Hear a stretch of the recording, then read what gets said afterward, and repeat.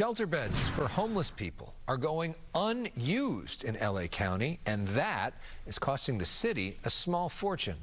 Fox 11's Susan Hirasuna live in West LA with the latest on a new audit. Susan.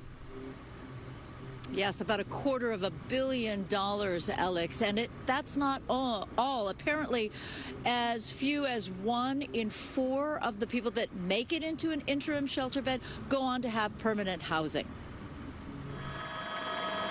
There aren't enough shelter beds in the city of Los Angeles. All the experts on homelessness say that's true.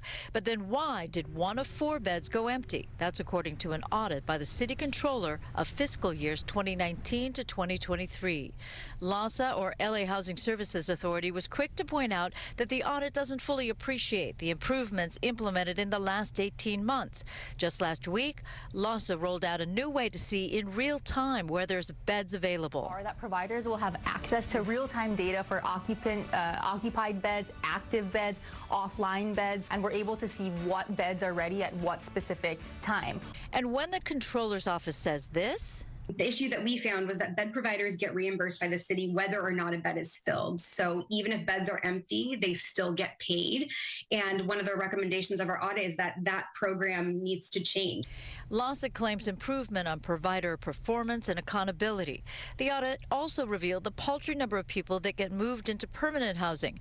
Fewer than 20% of those in interim housing moved into permanent housing, and half returned to homelessness, or it's unknown what happened to them. Most agree it's the lack of available housing that would allow someone from going from interim shelter to a permanent home.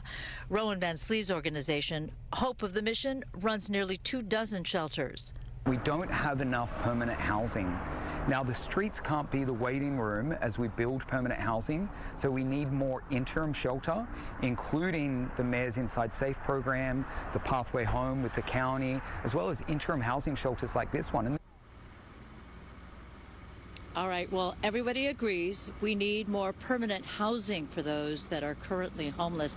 But Rowan Van Sleeve, whom you just heard from, he says, don't speed up the process of getting people into that permanent housing once it is actually available. He says part of it is because the person most likely needs some kind of treatment and help to deal with the kind of issues that made them homeless in the first place. Reporting live at West Los Angeles, I'm Susan Hirasuna, Fox 11 News.